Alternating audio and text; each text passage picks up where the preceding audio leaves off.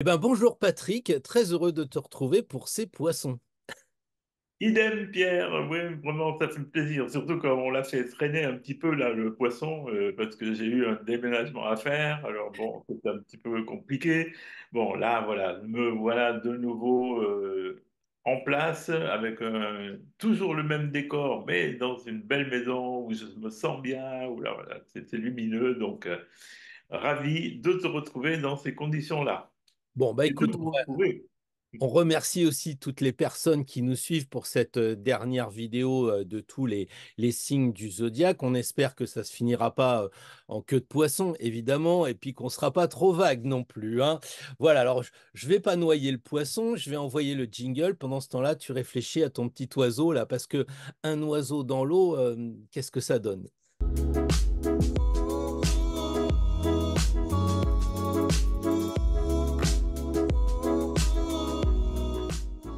Eh bien, cet petit oiseau, il a bien grandi depuis le temps. On l'a vu la dernière fois, hein, il avait pris quand même de la bouteille, et pas une bouteille qu'on jette à la mer, hein.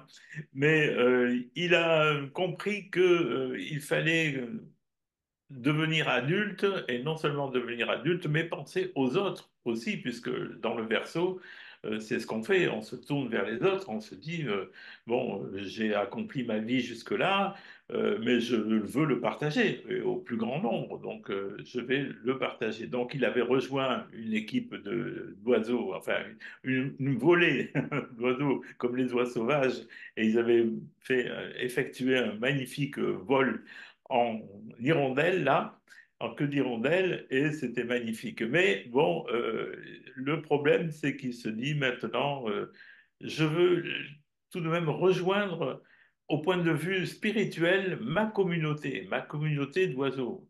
Alors, c'est vrai que dans ces cas-là, qu'est-ce qu'il faut faire? Eh bien, il faut essayer de retrouver l'essence même de l'existence, et c'est tout le problème du poisson, c'est retrouver ce sens de l'existence.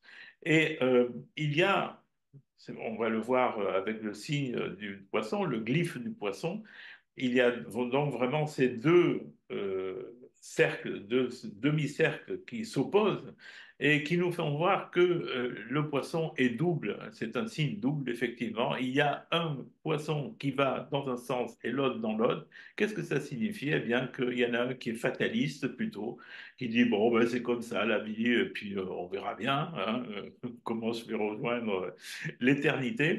Et puis il y en a un autre qui se dit, mais il y a un sens à l'existence, je vais retrouver ce sens, je vais retrouver le chemin de la source, et je vais pouvoir m'y baigner. Voilà, un petit oiseau, c'est pareil qu'un être humain, il va rejoindre donc l'être essentiel qu'il est, et puis il gagne, enfin, effectivement, à être heureux. Voilà. Ah ouais. C'est vrai que quand tu as dit une bouteille à la mer, j'ai cru que tu allais faire allusion quand même à la maison 12, un peu les poissons avec la bouteille quand même, parce que c'est quand même un petit peu en lien les addictions. Il y a un peu, il y a un peu ce côté-là. Alors bon, c'est vrai qu'on a des signes, comment dire, des personnages célèbres qui ont été un peu comme Liz Taylor et d'autres qui ont été peut-être des poissons attirés par les choses. Les, les paradis artificiels, l'alcool, des choses comme ça quand même, hein. Je pense il y a vraiment un côté un peu de mélanger le spirituel, quoi, quelque part. Mais en fait, quand tu dis cette idée de vastitude, de spiritualité. Tu sais que j'aime bien mettre un nom sur les choses comme ça, et je repense à Edgar Cayce, tu vois, vraiment le poisson dans l'immensité, lui, c'est... Ou même Rudolf Steiner aussi, un autre poisson très très vaste, tu vois, même Ramakrishna aussi. Donc j'avais noté ces personnages qui nous faisaient aller vraiment plus loin, et en fait, on ne sait pas ce qu'il y a après, c'est aussi toute la subtilité des poissons. Est-ce qu'on recommence après en bélier, mais un bélier où ça va être plus, comment dire, un étage supérieur, ou bien est-ce que ça s'arrête là, quoi, carrément? C'est un peu la question. Je crois que lorsqu'on est poisson, hein, dans ce signe qui est un peu ambivalent, un peu ambigu, un peu mystérieux, il y a une raison, effectivement. Il y a une raison, c'est peut-être justement pour essayer d'avoir du discernement. Ah À oui, propos qui manque un peu aux poissons. Souvent, ils se laissent un petit peu embringuer par ces idées un petit peu mystiques ou carrément incroyables, quoi. Et on peut dire que dans le poisson négatif, hein, au négatif, il peut être mythomane, hein. C'est-à-dire qu'il peut se faire croire même des choses à lui-même. Et sans vouloir tromper les gens, il se trompe lui-même et il trompe les autres aussi. Alors, bon, il y avait une amie astrologue qui me disait toujours que ce qui est fascinant avec le poisson, c'est que c'est comme si vous inoptisez. C'est vrai ouais, qu'ils ont un pouvoir de suggestion, un pouvoir de persuasion incroyable. ouais, Et c'est justement ce côté incroyable qui les perd finalement, parce que voilà, ils s'embarquent dans des affaires louches ou alors dans des situations rocambolesques, des amours impossibles. Voilà, bon, c'est ça quoi le poisson. Alors, il y a beaucoup de mystères bien sûr et ouais, ils savent qu'ils ont du charme à cause de ça, parce que ouais. voilà, les femmes surtout sont attirées par les hommes poissons parce qu'elles trouvent un côté mystérieux, ils ne disent pas vraiment les choses, ils laissent planer des doutes, etc. Donc, on s'accroche, et puis au bout d'un moment, bon, c'est la désillusion. Et voilà, là, c'est le charme est rompu et c'est la catastrophe, quoi. Et c'est vrai Donc, qu'il voilà, le conseil à donner à un poisson, c'est vraiment de travailler sur lui pour justement savoir être capable de faire un discernement entre la réalité et le fantasme, la réalité et l'illusion. Et là, il y a du chemin parcouru et là, vraiment, c'est une qualité spirituelle qu'on peut reconnaître au poisson, c'est qu'il sait se brancher avec le divin. Voilà, ça, c'est formidable. Ouais, il y a aussi cette idée, comme tu dis, d'arriver à persuader les gens, euh, et ils finissent par s'identifier à leur propre mythe, en quelque sorte. Tu vois, moi j'aime bien Boris Vian. Faut vraiment lire la vie de Boris Vian. Il est mort à 39 ans, en regardant un de ses futurs films. Mais il était journaliste et il avait 22 pseudos, quand même. Ça fait 22 arcanes peut-être, mais tu vois, le philosophe Émile Chartier, qu'on connaît sous le nom d'Alain, il avait 7 pseudos. Alors tu lis un bouquin, tu dis, ah ouais, ah bah oui, mais c'est... Voilà, donc ils ont comme ça cette façon d'avoir plusieurs facettes, plusieurs personnalités, comme tu dis. Et puis, il y a aussi un peu, quelquefois, je sais pas, tu vas me dire, moi j'ai un peu du mal avec les scorpions poissons, quand ils commencent à rentrer dans le goût du secret, tu vois, ces agents secrets. Parce que j'ai regardé pour les poissons le côté secret par rapport aux scorpions. Dans les poissons, tu as quand même des gens comme Eichmann, des gens comme le chef de la Gestapo, Heydrich. Et puis en Italie, tu avais le comte Ciano, je crois que c'était le beau-frère de Mussolini. Il était chargé des archives secrètes quand même, tu vois. Donc il y a un côté comme ça assez proche tout ce qui est haut, peut-être aussi, qui les rapproche du côté mystérieux, du côté secret, quoi, peut-être. Oui, c'est vrai. Ils ont ce goût du secret, ce goût de l'interdit aussi, qui est fascinant pour eux. Ils sont souvent en marge de la Ouais. société. Ou alors, ils sont carrément cartésiens. Quelquefois, c'est bizarre parce qu'ils épousent un petit peu le côté opposé, le signe Bien. opposé de la Vierge. Et là, ce sont des gens qui peuvent être très bien attirés par des étoiles, voilà, les voyages au lointain, etc. Donc une ouverture sur l'espace, et là on se dit formidable, il est très ouvert.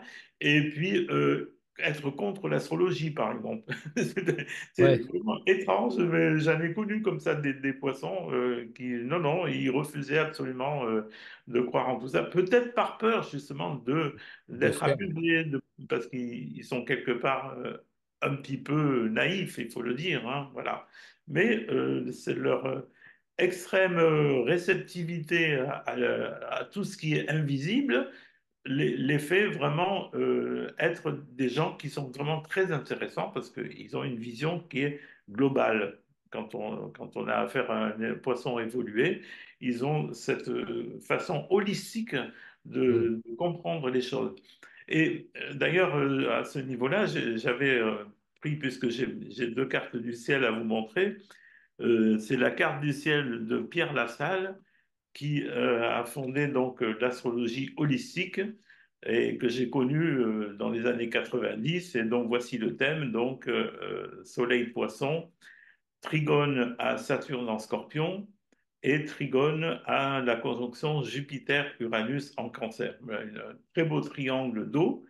Donc Pierre Lassalle, c'est quelqu'un qui m'a aidé à rentrer un petit peu dans l'édition des livres, puisque c'est grâce à lui que j'ai écrit mon premier livre. C'est mes deux premiers livres. C'était une collection sur les signes du zodiaque. Il m'avait confié le signe du Bélier et le signe de la Vierge. Donc voilà.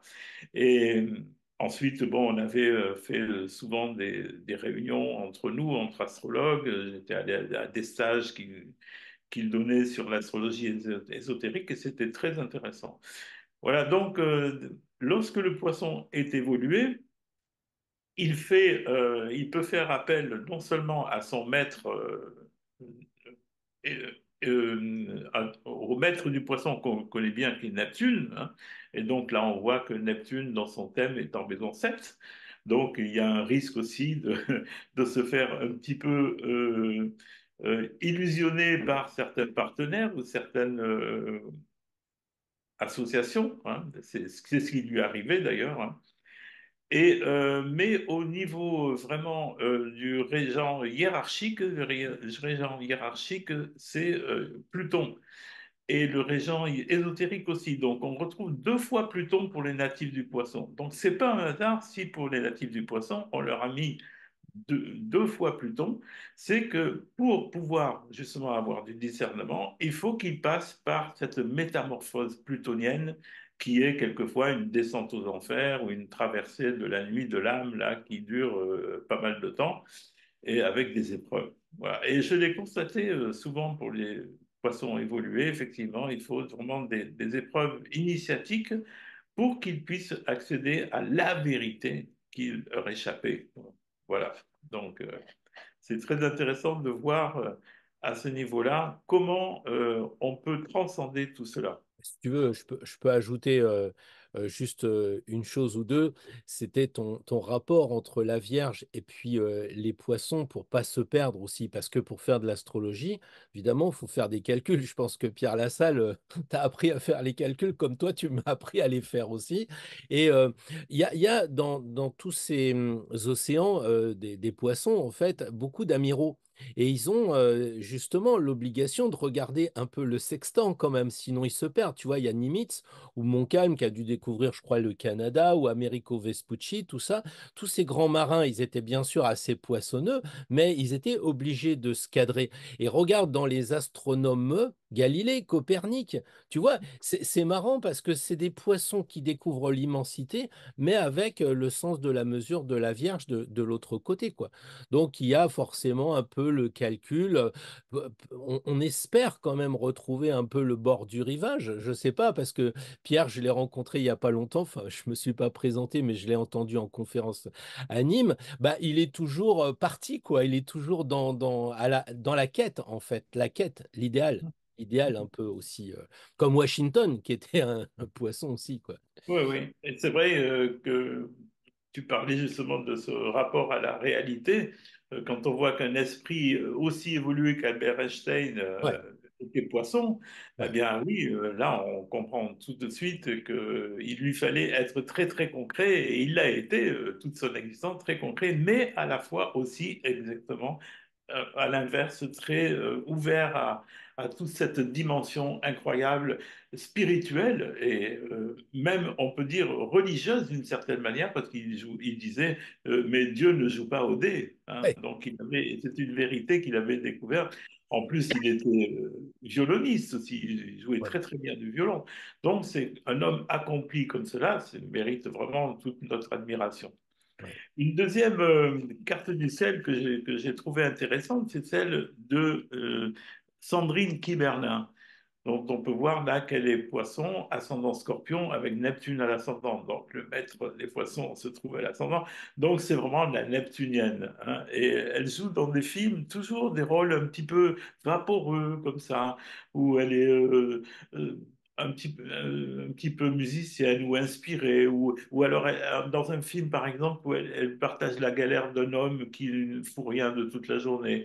C'est terrible, mais bon, elle prend tout ça à cœur.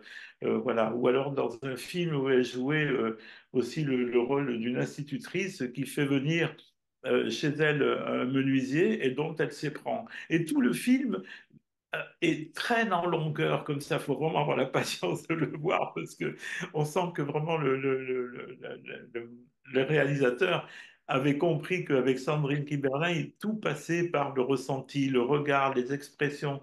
Et vraiment, c'est la neptunienne type, quoi. Et je trouve qu'elle est vraiment extraordinaire. Alors, je ne connais pas sa vie intime, pas du tout, hein.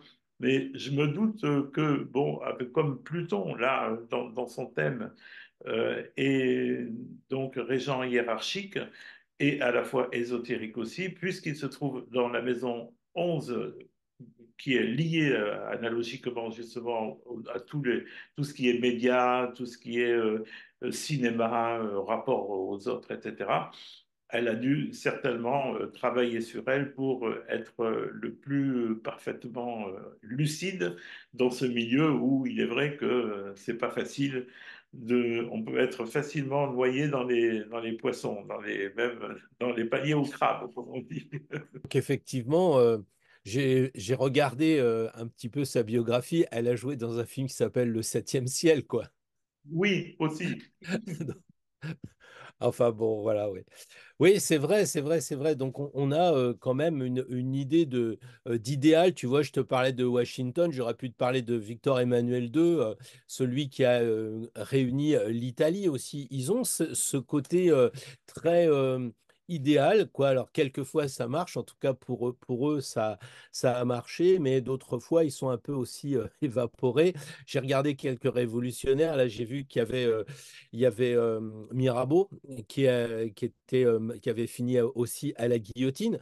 Pourquoi? Parce qu'il avait trahi, il était bien avec la reine et puis le milieu de la cour, et en même temps, il était bien avec les révolutionnaires. Donc, quand ça s'est su, bah, il est monté à l'échafaud, comme Camille Desmoulins aussi, qui lui avait des prises de position trop larges pour l'époque, et donc ça lui a coûté la vie. Donc il y a aussi un peu cette idée de trahison chez les poissons, un peu style Maison 12 aussi, hein, voilà quoi. Alors moi, c'est vrai que quand on me dit, mais alors dans le tarot, et qu'est-ce qui peut vraiment être en lien avec cet animal aquatique avec des branchies?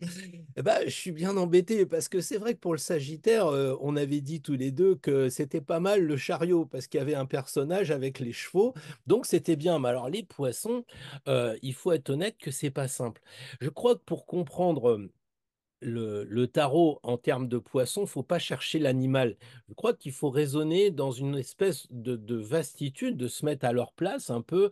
Le néant, il y a Chopin qui était aussi poisson, il disait quand je suis actif, je suis dans le rêve, ma vie est un rêve, et quand je dors, il disait bah, je suis aussi parti. Donc en fait, le mec était tout le temps parti. Je me souviens plus de sa phrase, tu vois. Donc je pense que pour l'analyse du tarot avec les poissons, bah, on a tout de suite tendance à dire bah, ayons l'esprit de l'astro et du tarot parce que justement, le chariot avec ses étoiles, avec la constellation du chariot, il nous dit mais raisonnez plus large, quoi. Et en fait, je me dis bah tiens, l'étoile par exemple, parce qu'il y a de l'eau. Et l'eau, on sait que ça va faire des rivières qui vont faire la mer. Et la mer est constituée en fait de ce que veut bien donner les étoiles d'une certaine façon. Bon, mais on va dire, oui, mais il est où le poisson? Alors du coup, on va regarder la Lune, parce que la Lune, bah, on se dit c'est bien, parce qu'il y a un bon jeu de mots avec la mer, et puis la mer, océan. Donc on peut arriver à ça. Et puis on peut se dire qu'elle est reliée quand même à la mer, puisqu'il y a les marées. Enfin, les océans, parce que la mer, il n'y a pas trop de marée, mais les océans.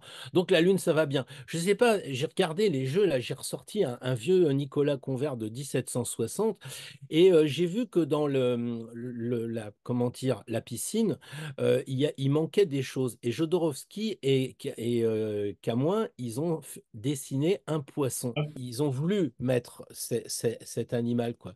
Donc moi, ce que je me suis dit aussi, c'est que pour aller pour essayer de trouver, il faudrait peut-être aller vers plus de créativité, plus encore peut-être que le lion. Le lion est hyper créatif, on le sait, mais avec les poissons, il y a une sorte d'inspiration. Tu vois, je te parlais de Chopin, mais il y a aussi Victor Hugo, quoi. Incroyable, quoi. Avec lui, on voit Notre-Dame, les gargouilles, enfin, ça s'anime, quoi. Et alors, comment on pourrait être poète? Alors, je me suis dit, bah déjà, il y a 21 cartes, et puis bah, on arrive au 21e siècle, quoi. Et donc, on bascule de l'ère des poissons avec l'ère du Verseau. On est entre les deux, et ça m'amène à quoi? Ça m'amène au 2 de coupe. Et oui, parce que dans le 2 de coupe, il y a deux dauphins. Ah, Et tu te dis, mais pourquoi des dauphins? Bah parce qu'ils sont à moitié poissons et à moitié aériens. Ce qui est quand même mieux que les exocètes qui veulent balancer en ce moment. Je préfère le dauphin pour avoir cette vision moitié air et moitié eau. Puis tu sais que l'exocète, c'est des missiles, mais c'est aussi des poissons volants. Et là, les dauphins, ils font le lien, en fait, entre l'eau et puis l'air. Et j'aime bien parce que dans le 2 de coupe, on a les deux coupes qui sont, en fait, la réunion du masculin et du féminin, quelque oui, part.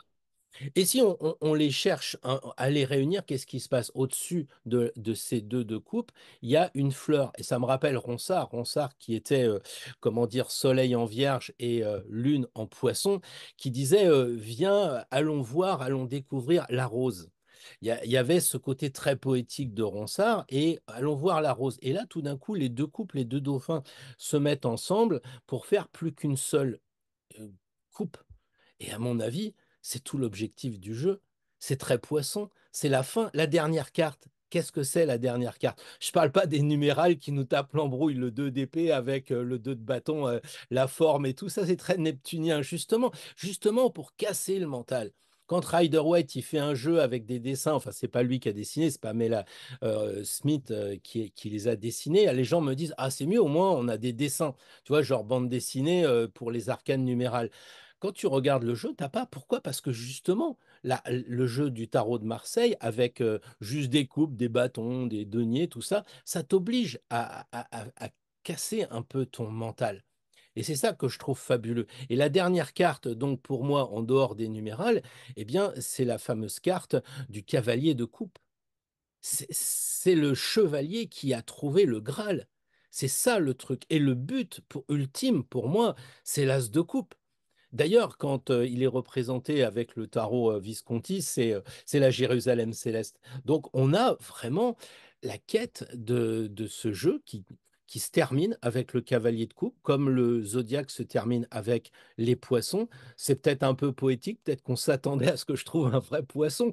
Bon, les dauphins, c'est quand même pas trop éloigné, mais je dirais que c'est plus le parfum. Le parfum, c'est très neptunien. Le parfum du jeu de tarot qui permet de conclure en disant, mais allez plus loin, vous êtes 21 cartes, 21e carte, 21e siècle, allez vers l'ère du Verseau, essayez de transcender tout ça, cherchez pas le truc comme la Vierge très précis, avec son microscope, allez vers le télescope, quoi, et allez vers Galilée, Copernic. Alors je me suis peut-être emporté, mais à force de tripatouiller les vies de Hugo, de Chopin et tout ça, bah, je me suis dit, c'est peut-être ça le tarot, c'est peut-être ça même l'astrologie, je sais pas ce que tu en penses, le côté poétique. Donc voilà un peu pour moi, je dirais que c'est l'as de coupe qui correspond au poisson, c'est sympa pour eux. d'accord. Oh, bon, c'est vrai qu'on peut trouver des tas de correspondances. Moi, j'ai toujours pensé qu'il y avait quelque chose avec le mat, parce que bon, c'est la dernière carte, hein, comme le bélier, on l'assimile au mat, pardon, au battleur, et première carte, et là, la dernière carte, bon, c'est le dernier poisson. Mais c'est plutôt en symbolique maison de 12 que je le vois.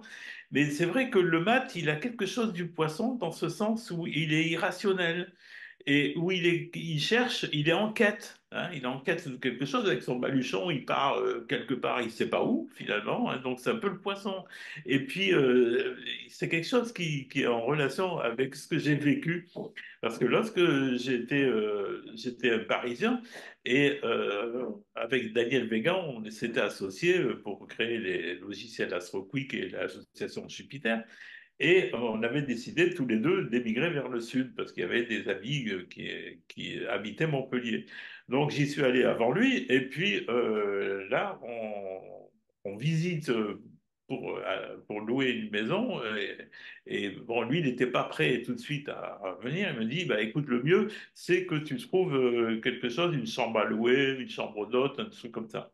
Alors, on avait fait un petit peu parcouru l'arrière-pays. Et là, on arrive, on voit chambre d'hôte qui est marquée sur une maison au bord de la route comme ça. Et bon, on va sonner et une femme nous ouvre comme ça, une neptunienne totale, style voyante un peu, avec un chat dans les bras comme ça, un chat bizarre.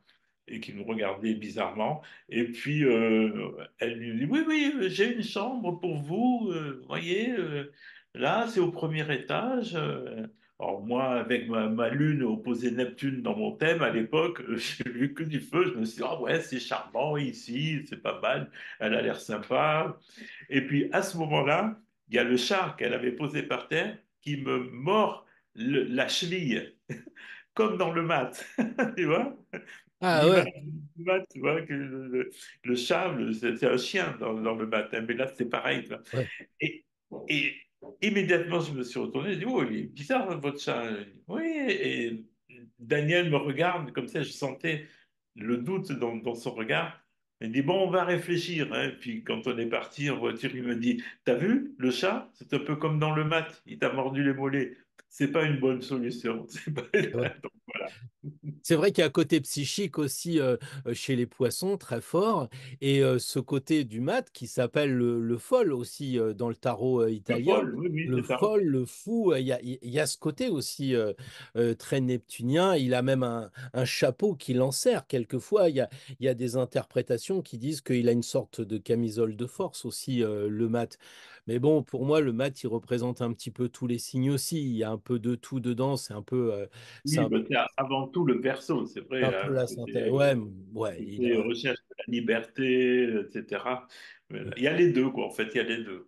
les deux derniers signes. Ouais, d'accord. Bah Tout est écoute, symbolique, hein, on l'a vu avec le livre qu'on a rédigé ensemble, hein. Tout est symbolique. La symbolique, c'est vraiment la base de tout, parce que c'est ce qui nous fait comprendre l'interprétation de ce que l'on vit, afin qu'on puisse l'intégrer dans notre quotidien et s'en servir, parce que quand on comprend la symbolique, on s'en sert au quotidien, et là c'est merveilleux, parce qu'on évite certains pièges, justement certaines illusions très ouais, neptuniennes, et on apprend finalement à être dans le monde euh, un peu un observateur, mais en même temps en partageant, en sachant partager.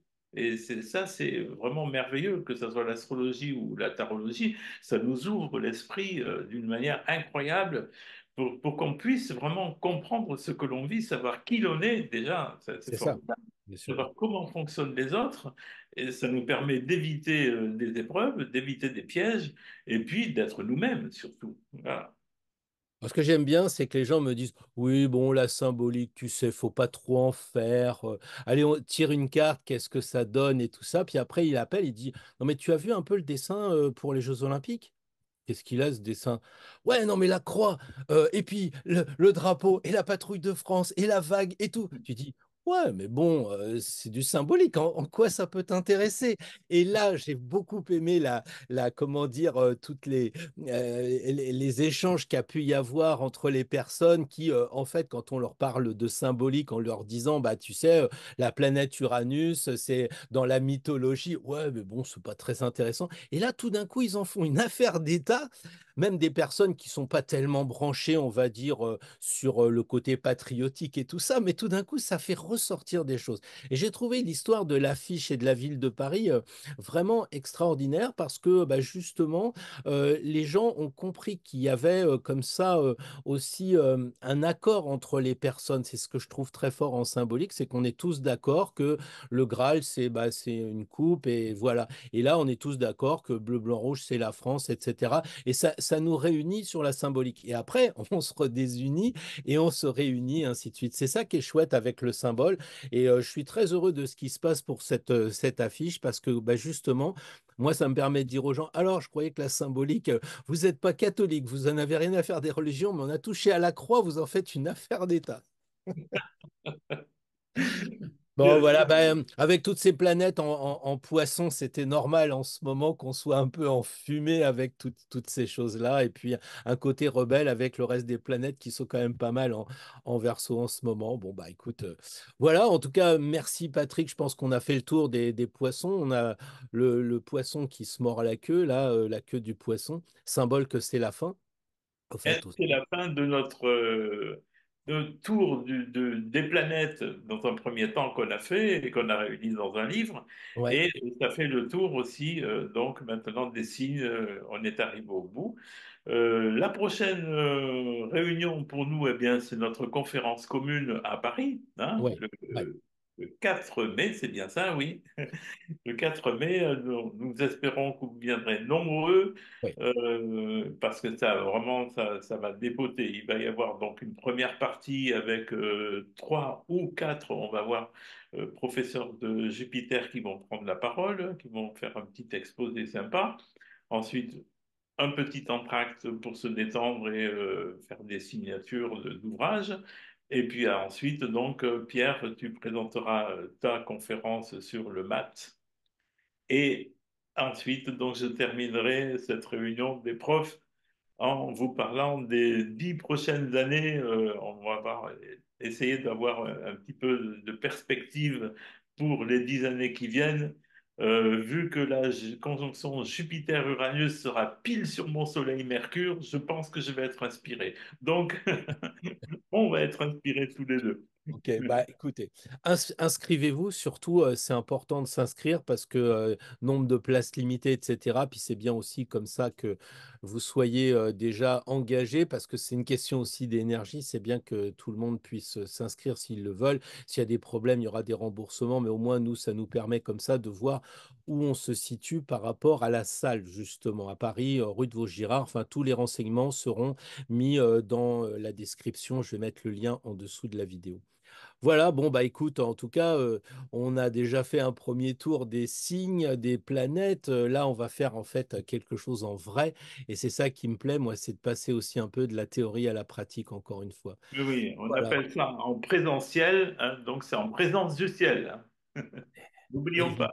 évidemment. Évidemment, évidemment. Bon, bah écoute, merci. On se retrouve donc très bientôt en vrai. Et puis d'ici là, bah, je vous remercie à toutes et à tous de nous avoir suivis, peut-être parfois un peu supportés. Merci si vous êtes allés jusqu'au bout de nos élucubrations poissonneuses du jour. Et puis à bientôt pour de nouvelles aventures. À bientôt, Pierre, et à bientôt tout le monde.